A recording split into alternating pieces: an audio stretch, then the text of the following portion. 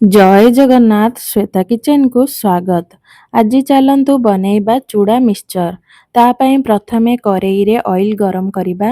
ଚୁଡ଼ା 200 ଗ୍ରାମ ନେଇଛି। ଅଳ୍ପ ଅଳ୍ପ କରି ଅଏଲରେ ଛାଣିବା। ଦେଖନ୍ତୁ ଏହିପରି ସବୁ ଚୁଡ଼ାକୁ ଛାଣିବେ। ଭଲ ଭାବରେ ଅଏଲ ଛାଡ଼ିବା ପରେ ମୁଁ 3ରୁ 4ଟା ଟିସ୍ୟୁ ପେପର ଉପରେ ଚୁଡ଼ାକୁ ରଖି ନେଇଛି ଏକ୍ସଟ୍ରା ଅଏଲ ସୋକ୍ କରିବା ପାଇଁ। ତାପରେ କଞ୍ଚା ଚିନାବାଦାମ, କାଜୁ, କର୍ଣ୍ଣଫ୍ଲେକ୍ସ, ବୁଟ ଯାଇ, ଭୃସଙ୍ଗ ପତ୍ର, ଆମ୍ବକଷିଆ ଅଦାକୁ ଫ୍ରାଏ କରିବା। ସବୁ ଜିନିଷକୁ ଫ୍ରାଏ କରି ଟିସ୍ୟୁ ଉପରେ ରଖିନେବା। ଆପଣଙ୍କୁ ରେସିପିଟି ଭଲ ଲାଗିଲେ ଲାଇକ୍, ସେୟାର, ସବସ୍କ୍ରାଇବ୍ କରିନେବେ। ଫେସବୁକରେ ଦେଖୁଥିଲେ ଫଲୋ କରିନେବେ।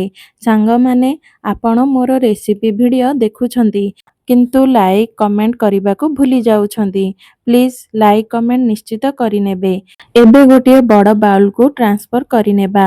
ସ୍ୱାଦ ଅନୁସାରେ ଲୁଣ, ଲଙ୍କାଗୁଣ୍ଡ, ମ୍ୟାଗି ମ୍ୟାଜିକ୍ ମସଲା 1 ପ୍ୟାକେଟ ନେବା। ସରୁ ସେଉ 1 କପ୍ ନେବା। ଭଲ ଭାବରେ ମିଶାଇ ନେବା। ମିକ୍ସଚର ଆମର ରେଡି ହୋଇଗଲା। ଏହିପରି ଘରେ ବନାନ୍ତୁ। ଇଭିନିଂ ଟାଇମରେ ଖାଇପାରିବେ। ଆପଣଙ୍କୁ ଯେତେବେଳେ ଇଚ୍ଛା ହେବ ସେତେବେଳେ ଖାଇପାରିବେ।